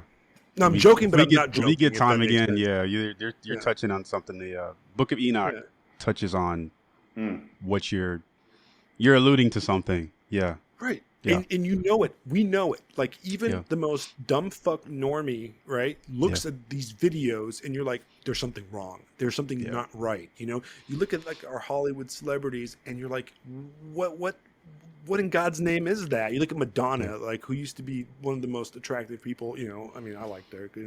I like that New York Jersey look she had going on in the 80s and stuff. But dude, like, what happened, dude? That is not a human anymore. That is a creature. If you showed a picture of our politicians at the inauguration to somebody living 200 years ago, they would freaking cross themselves like those peasants in Transylvania. Okay, be like, what in God's name are we looking at here? Our politicians have gotten so bad. John Connor is going to show up from the future at any moment. All right. Right. He's just going to appear and it's going to be like, oh, okay. All right. Well, here we go. Get the shot done. It's like we have turned humans into horrors beyond our greatest imaginations, and Lovecraftian creatures of plastic and silicone and it's, we joke about it, but it's real. You can't look at that and be like, oh, that's normal. Yeah. Look at that woman, she's in charge of our country and she's got fucking fake cheeks and her face is sucked in and she's 90%, filler. And it's like, that's not normal. That is not normal, But yeah, anyways, guys, thank you for listening. Terrence, thank you for coming on. Fisco, thank you for coming on. If you've enjoyed this podcast, if you've enjoyed the Black Black Ibis Social Club, where we basically imagine a library with a few tables and a little bunch of booths, and we're a bunch of guys sitting around having a cup of coffee, maybe some cognac, maybe some whiskey, whatever you like. I don't like that. I'm more of a clear liquor kind of guy. I like my vodka tonics and I like my gin and tonics. But imagine we pull off the shelf crazy shit. Each book is a dusty tome of insanity, right? And in this case, we're talking about Terrence's level of stuff, right? And then whatever is standard in my brain, and Fisto's. Yeah. But if you're a fan of joining us at the Black Ibis Social Club, please like, share, and subscribe. Let's talk about this stuff, all right? I love comments. I love people comments because then if you comment, Fisto calls you a fucking retard, and I also laugh. And I call you a fucking retard, right? And then we talk about volcano demons, and we talk about plastic constructs disguised as humans. But yeah, no, seriously, if you guys enjoyed, the hundreds of hours we've given you so far, please like, share, subscribe here on Substack, on YouTube, Spotify, and if you really want to support us, go ahead and become a paid subscriber. Very, very soon, we're going to be dropping a lot of paid-only episodes, right? These kind of episodes, these conversation episodes with guests are always going to be free, okay? I guarantee you guys that. I love you guys so much that they will always be free, okay? But we're going to be doing some more in-depth stuff. We're going to be talking about Junger. We're going to be talking about Mitre Lade. We're going to talk about more in-depth stuff about movies and Twin Peaks. And those I'm probably going to put behind a paywall to give you guys something that is special and unique. I do want to... I'll take all kinds of recommendations. If you want me to talk about something, maybe I'll read The Expanse. I promise, Fisto, I will read The Expanse, right? But and watch the show. But we can do all that kind of stuff. Watch the show, read the books. You're done. Yeah, but the reason I'm asking you to become a subscriber is because I need the money to be able to pay for this Riverside FM program. I love honesty. I love honesty. There you go. Be honest. I love honesty. Like, listen, man, I need a new microphone, okay? Baby need new shoes. You know what? I found out that my wardrobe is very Southern California. So when it snowed and I went out in the snow, my shoes were not built for the snow. And I thought I got frostbite for a second there. And I laughed at all my neighbors are from Ohio, and they got these poofy jackets and shit. I'm like, where you get all this clothes from? Like, what are you talking about, I don't have that kind of stuff. And my dog needs to go to the vet. All right. Have you seen pictures of my dog? She is 95 pounds and barely turned a year. Gotta go to the vet. Subscribe for her sake. Just all right. Thank you, Terrence. Thank you, Fisto. You guys have All a right, good guys. night. Thank you. Okay. Thank Good you. night. Good night.